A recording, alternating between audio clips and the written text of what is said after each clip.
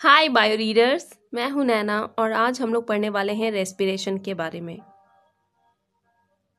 Respiration अगर common sense में बोला जाए तो सांस लेने और छोड़ने की क्रिया को रेस्पिरेशन बोलते हैं, लेकिन लाइफ साइंस में ये एक कैटाबॉलिक प्रोसेस है जिसमें कि हमारा food, digested food mainly glucose oxygen के साथ मिलकर ऑक्सीडाइज्ड होकर कार्बन डाइऑक्साइड और वाटर बनाता है और जिसमें बहुत सारी एनर्जी निकलती है एटीपी के रूप में। तो ये जो प्रोसेस है वो फूड के पोटेंशियल एनर्जी को हमारे एटीपी में बदलने में मदद करता है। ये कैसे होता है जानते हैं। तो टाइप ऑफ रेस्पिरेशन जो है वो एक्सटर्नल हो सकता है या इंटरनल हो सकता है ऑन द बेसिस कि वो कहाँ हो रहा है। अगर वो रेस्पिरेटरी ऑर्गन में हो रहा है, जैसे कि हमारे नाजल कैविटी से लेकर ट्रैकिया से लेकर हमारे फेफड़े में और ब्लड कैपिलरीज में जब है वो, तब तक उसे एक्सटर्नल रेस्पिरेशन कहेंगे। और जब ये ऑक्सीजन हमारे सेल में पहुंच जाता है और फूड के साथ रिएक्शन करेगा तब वो इंटरनल रेस्पिरेशन या सेलुलर रेस्पिरेशन कहलाता है। On the basis of the presence and absence of oxygen, ये दो तरह के हो सकते हैं, एनारोबिक एंड एरोबिक। एयर से आता है ये टर्म एरो, तो ऑक्सीजन अगर प्रेजेंट है तो ये एरोबिक है और ऑक्सीजन अगर नहीं प्रेजेंट तो ये एनारोबिक है।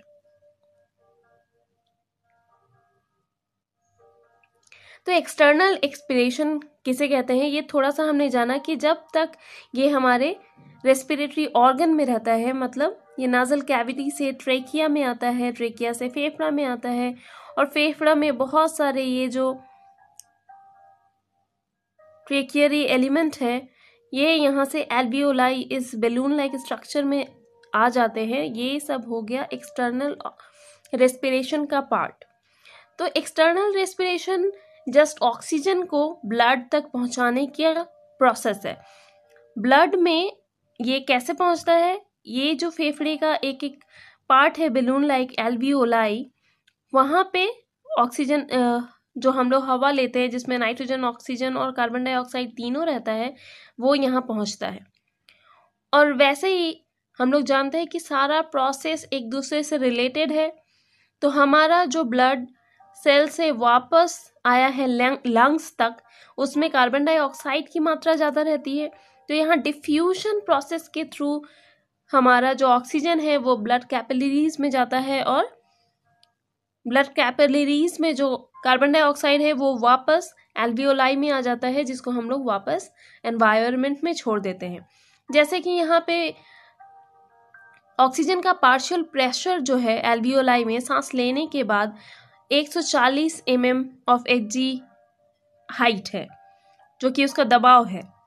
और वही जो कैपिलरीज सेल से वापस लेके आ रही है जो एयर, उसमें कार्बन डाइऑक्साइड ज़्यादा है, उसमें ऑक्सीजन जस्ट 40 mm है। तो ये एल्वियोलर एयर का जो ऑक्सीजन है वो कैपिलरीज में डिफ्यूज हो जाता है और जो कैपिलरीज का कार्बन डाइऑक्साइड है जिसका प्रेशर है 45 mm और एल्वियोलाई का जो एयर है उसमें है 40 mm कार्बन डाइऑक्साइड का प्रेशर, तो ये कैपिलरीज से एल्वियोलाई में कार्बन डाइऑक्साइड चला जाता है जो कि अल्टीमेटली बाहर आ जाएगा। और एल्वियोलर जो ऑक्सीजन था जो कि है 140 mm, वो हमारा ब्लड कैपिलरीज में चला जाएगा। अब आते हैं इंटरनल रेस्पिरेशन में। इंटरनल रेस्पिरेशन 4 पार्ट में होता है। एक बार मैं इजी वे में बोल देना चाहती हूँ कि रेस्पिरेशन एक्चुअली क्या है। रेस्पिरेशन आफ्टर डाइजेशन जो फूड हमारे सेल्स में आता है वो भी सर्कुलेशन के थ्रू आता है, ब्लड के थ्रू, वो सेल में ऑक्सीडाइज्ड होगा। तो वो रेस्पिरेशन के थ्रू वो ऑक्सीजन उसमें जाता है और ऑक्सीजन की मदद एक्चुअली बहुत लास्ट में पड़ती है। ऑक्सीजन से जुड़ने से पहले उसे बहुत सारा प्रिपरेटरी फेज में जाना पड़ता है। तो पूरा रेस्पिरेशन जो इंटरनल रेस्पिरेशन है, जब सेल में ये सारी प्रोसेसेस हो रहे हैं ऑर्गन से बाहर आकर। ऑर्गन में जब तक है तब तक एक्सटर्नल रेस्पिरेशन, जब वो सेल में आ गया तो वो हो गया सेलुलर रेस्पिरेशन और इंटरनल रेस्पिरेशन। तो ये 4 तरह के हैं। ग्लाइकोलाइसिस, जिसको ईएमपी पाथवे भी कहते हैं क्योंकि इन्हें इन तीनों ने डिस्कवर किया था। दूसरा है लिंकिंग रिएक्शन, मतलब ग्लाइकोलाइसिस का जो आउटकम है पाइरूवेट, वो लिंकिंग रिएक्शन के थ्रू एसिटाइल CoA बनाएगा। और क्रेब्स साइकिल है थर्ड वन, जिसमें ये एसिटाइल CoA एक सीरीज ऑफ रिएक्शंस में जाएगा, सर्कुलर रिएक्शन में, जिसको हम लोग Krebs cycle, citric acid cycle और TCA साइकिल कहते हैं, जिसको डिस्कवर किया था हैंस एडोल्फ क्रेब ने। और फॉस्फोराइलेशन, इसी में होता है ETC cycle, electron transport chain. तो ग्लाइकोलाइसिस का ओवरव्यू देख लेते हैं लोअर क्लासेस के लिए। यहाँ पे देखो, शटर और स्टॉक से मैंने लिया है ये पिक्चर, और यहाँ ग्लाइकोलाइसिस की स्पेलिंग गलत है, के की जगह C होगा। ओके, तो यहाँ नॉर्मल ग्लाइकोलाइसिस को 2 भाग में बांटा जाता है, एक एनर्जी इन्वेस्टमेंट फेज और एनर्जी पे ऑफ फेज। मतलब अगर ATP कंज्यूम हो रहा है तो इन्वेस्टमेंट फेज हो गया, और ATP बन रहा है तो वो एनर्जी पे ऑफ फेज हो गया। तो पहला फेज में 2 ATP यूज हो जाता है यहाँ पे, और उस दूसरे फेज में 2 ATP बनता है, और एक्चुअली 4 ATP बनता है और 2 NADH बनता है। तो नेट जो रिजल्ट है वो ये है कि एक ग्लूकोज मॉलिक्यूल 2 पाइरूवेट बनाता है, 2 ATP बनाता है, 4 में से 2 घट गया तो 2 ATP और 2 NADH।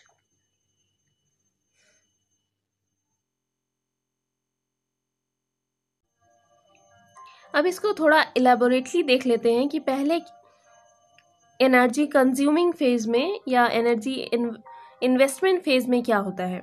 वहाँ पे एक ग्लूकोज मॉलिक्यूल से ये साइकिल शुरू होता है, और वहाँ पे एक ATP कंज्यूम होता है इस फेज में, जो कि ग्लूकोज 6 फॉस्फेट बनाता है।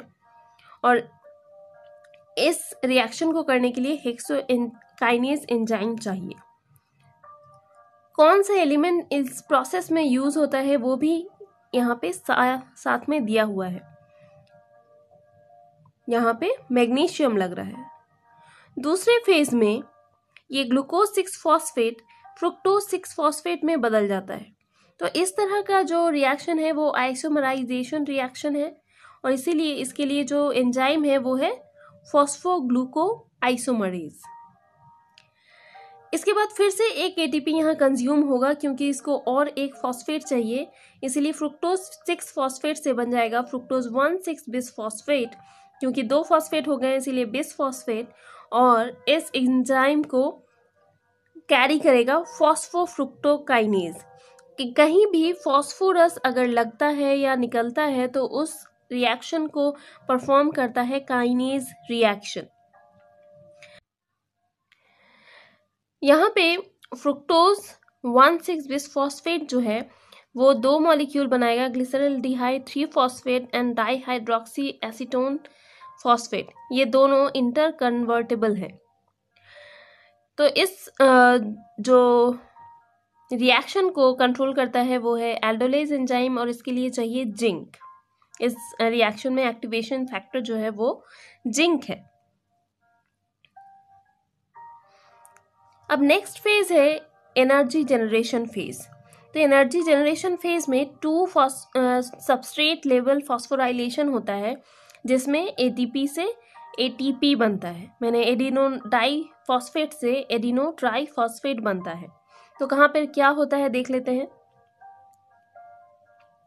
यहाँ पे ग्लिसरल्डिहाइड 3 फॉस्फेट एक्टिवली आगे जाता है। अगर उस ग्लाइकोलाइसिस रिएक्शन को आगे नहीं जाना है तो वो DHAP में ही रहता है, और मैंने बताया था ये इंटर कन्वर्टेबल है।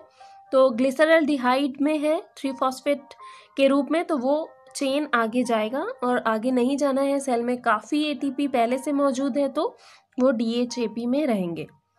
तो ये ग्लिसरल्डिहाइड जो है वो 1,3 बिसफॉस्फेट में बनाएगा और ये जो एंजाइम यहाँ पे लगता है वो ग्लिसरल्डिहाइड 3 फॉस्फेट डिहाइड्रोजिनेज है। तो एनर्जी जनरेशन फेज में ग्लिसरल्डिहाइड 3 फॉस्फेट बनेगा 1,3 बिसफॉस्फेट ग्लिसरेट, और इस फेज में ग्लिसरल्डिहाइड 3 फॉस्फेट डिहाइड्रोजिनेज एंजाइम काम करेगा और यहाँ पे जो एनर्जी रिलीज होगा वो NADH प्लस 2H आयन बनाने में हेल्प करेगा। इसके बाद जो लेवल है वो सबस्ट्रेट लेवल फॉस्फोराइलेशन होगा। पहला मैंने बताया था यहाँ पे 2 होगा। अब ये जो 1,3 बिसफॉस्फेट ग्लिसरेट है वो बनेगा 3 फॉस्फोग्लिसरेट। तो यहाँ पे जो फॉस्फोरस निकला और एनर्जी निकला वो 2 ATP बना रहा है यहाँ पे।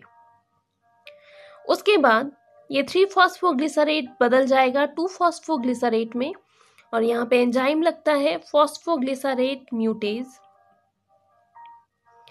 अब 2 फॉस्फोग्लिसरेट जो है वो फॉस्फोएनॉल पायरुवेट में बदलेगा और इस रिएक्शन को करता है एनोलेज और मैग्नीशियम और मैंगनीज एंजाइम यहाँ पे लगता है।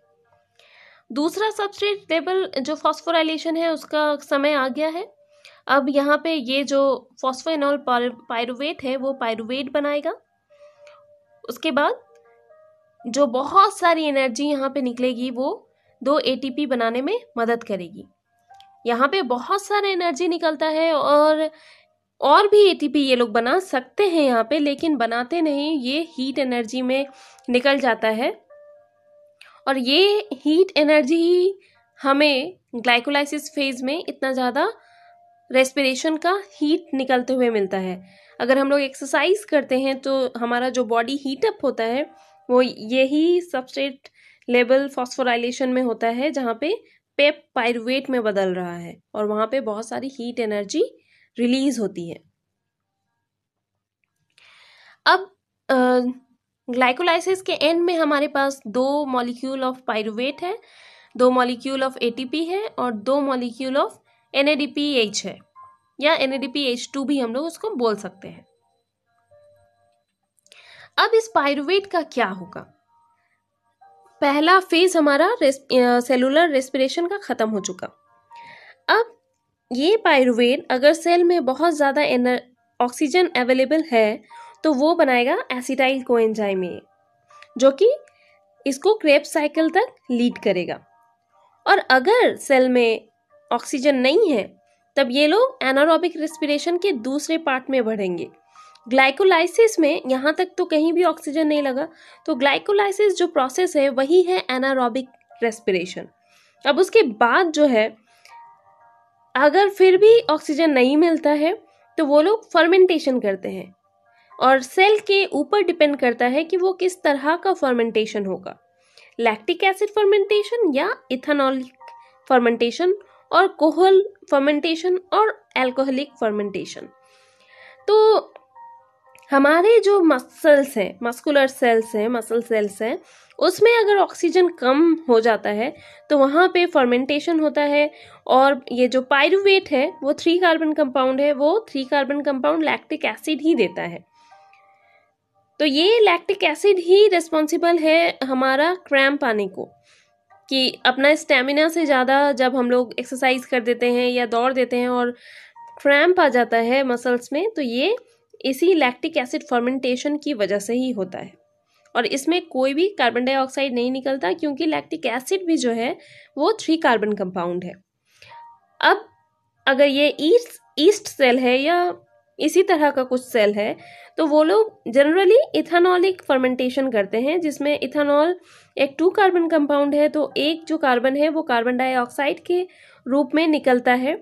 इसीलिए ये जो इथेनॉलिक फर्मेंटेशन है वो बहुत ही ब्रीविंग इंडस्ट्री या बेकिंग इंडस्ट्री में काम आता है, ताकि जो ब्रेड का डो है या पिज्ज़ा का डो है वो फ्लफी हो जाए। ओके, उसके बाद तो फर्मेंटेशन हमने समझ लिया है। अब लिंकिंग रिएक्शन इसे इसलिए कह रहे हैं क्योंकि पायरुवेट डायरेक्ट क्रेब्स साइकिल में नहीं जा सकता, उसको एसिटाइल को ए में बदलना पड़ेगा। तो ये जो है पायरुवेट, ये 3 कार्बन कंपाउंड है और एसिटाइल को ए एक 2 कार्बन कंपाउंड है। तो यहाँ पे एक कार्बन डाइऑक्साइड निकल जाता है।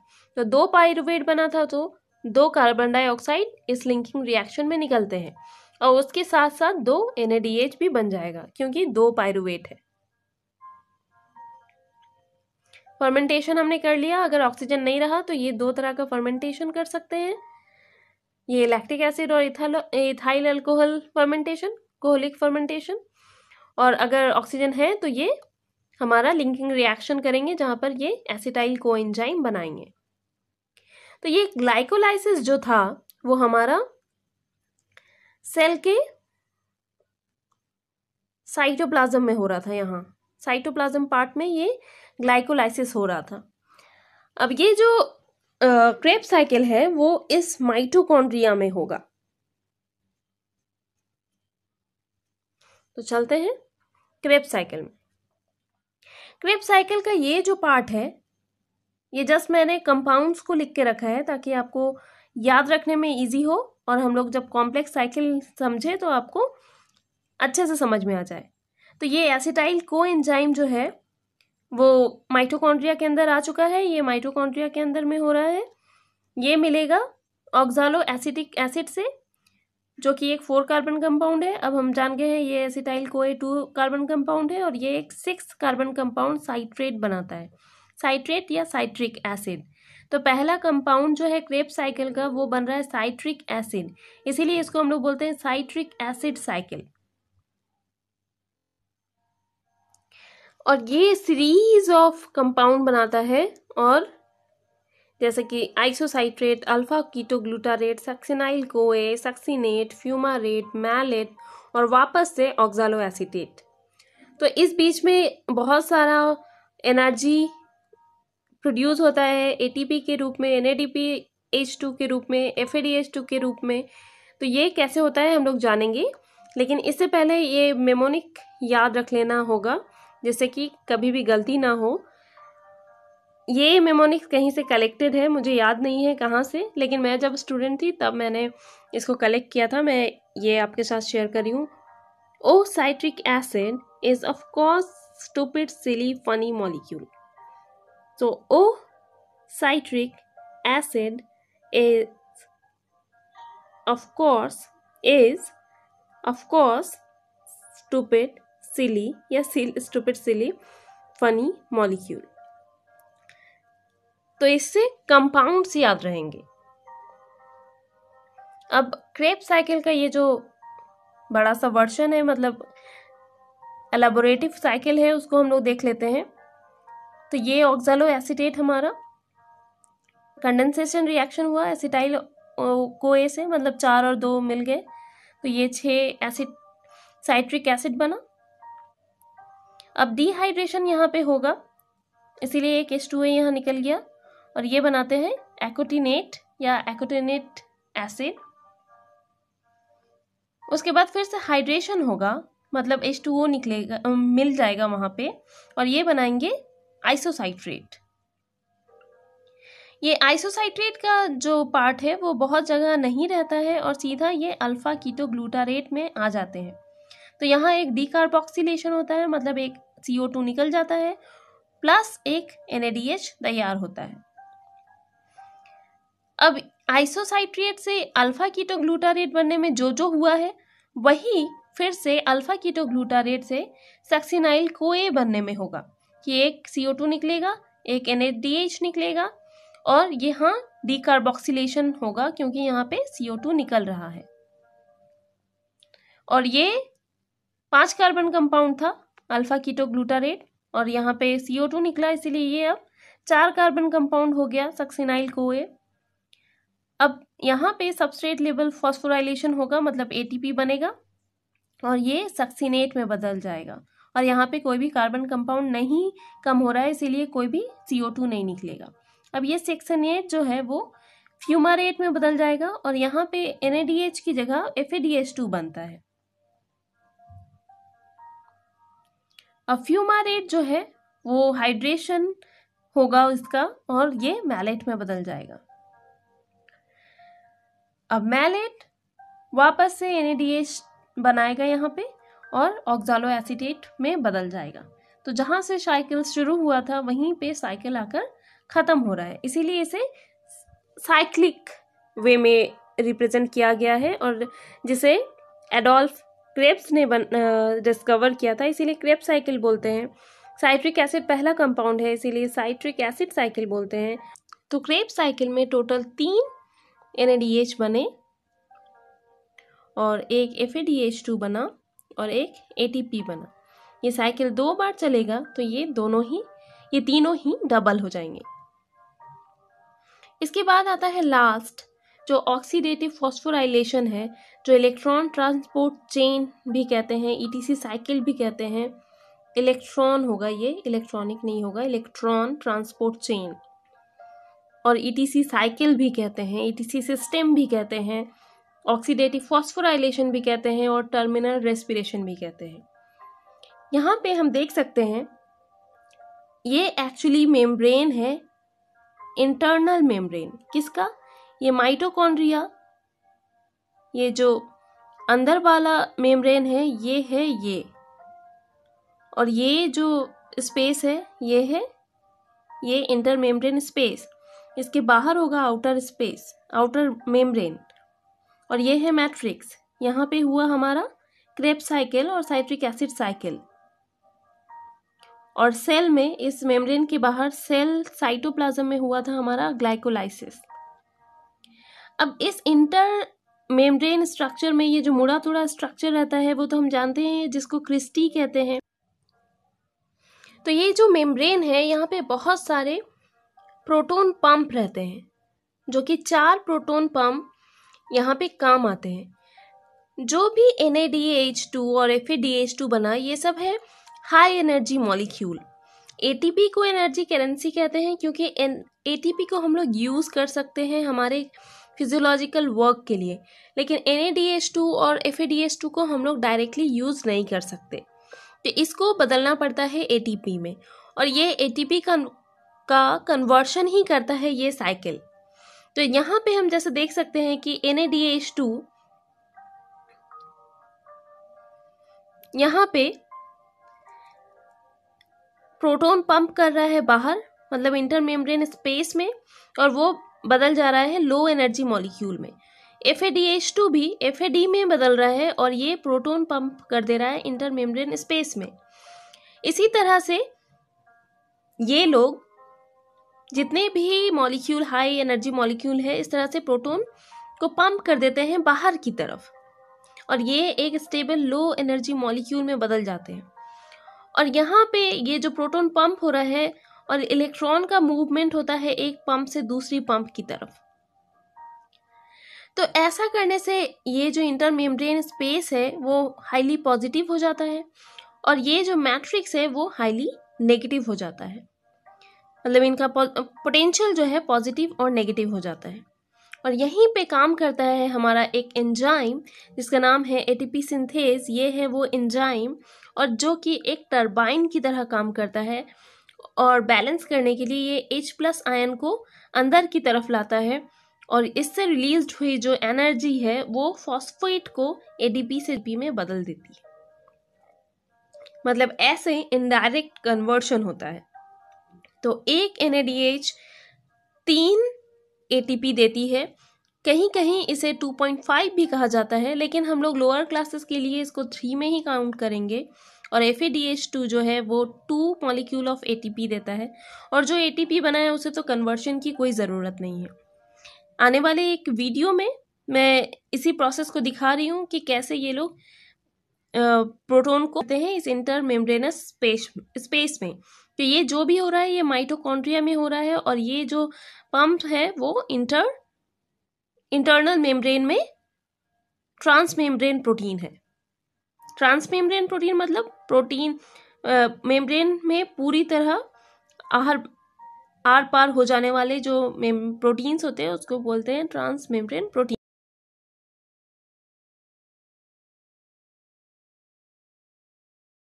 तो एटीपी कैलकुलेशन हम लोग कर लेते हैं। क्रेब्स साइकिल में हम जानते हैं 2 बार वो साइकिल घुमा तो 6 NADH 2 FADH और 2 ATP बना। तो इसको 3 से इंटू करना है, इसको 2 से इंटू करना है, तो 24 ATP। ट्रांजिशन रिएक्शन में जब एसिटाइल को ए बना पायरुवेट से तब 2 NADH बना। और ग्लाइकोलाइसिस में हम जानते हैं कि 4 ATP बना और 2 NADH बना था। तो ऐसे यहाँ पे 40 हो गए, लेकिन 2 ATP ग्लाइकोलाइसिस में यूज हुआ था, इसीलिए टोटल 38 ATP। अब एक्स्ट्रा शॉर्ट्स जो ये है, ग्लाइकोलाइसिस हम जान चुके हैं कि साइटोप्लाज्म में होता है और क्रेब्स साइकिल होता है माइटोकॉन्ड्रिया में। लेकिन प्रोकैरियोट्स का क्या, उनमें तो कोई भी मेम्ब्रेन बाउंड स्ट्रक्चर नहीं होता है, इसीलिए ग्लाइकोलाइसिस और क्रेब्स साइकिल दोनों ही होते हैं साइटोप्लाज्म में। Thanks for watching. Safe plan, safe planet.